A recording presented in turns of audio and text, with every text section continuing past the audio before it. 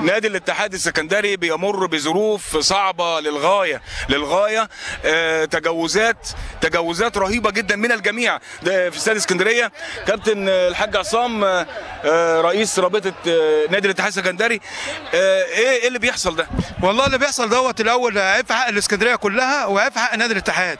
اولا اللعيبه ديت هي اللي وصلت نادي الاتحاد لكده وهي اللي وصلت الجماهير لكده، فالمفروض هم يستحملوا الجماهير. المفروض لو الجماهير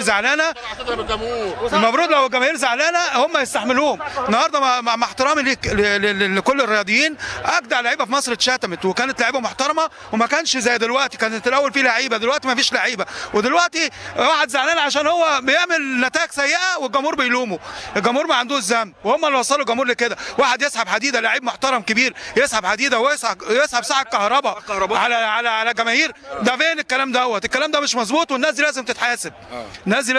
تحول استاد الاسكندريه الدولي خلال تدريب نادي الاتحاد السكندري الى ساحه من الفوضى والتجاوزات والى معركه انجاز التعبير بين بعض لاعبي الفريق الاول لكره القدم بنادي الاتحاد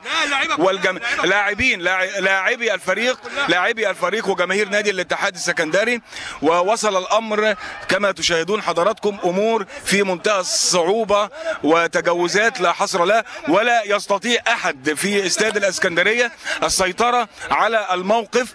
اللاعبين خرجوا من غرفة الملابس وتوجهوا إلى مكان تواجد الجماهير للاعتداء عليهم في حوزتهم الصعق الكهربائي والشوم وحديد. يعني الحقيقة موقف صعب جدا للغاية في استاد الاسكندرية. نادي الاتحاد السكندري يمر بظروف صعبة للغاية. نادي الاتحاد السكندري بات في حاجة إلى معجزة لانتشاله من هذا المستنقع الذي قد يأخذه إلى طي النسيان.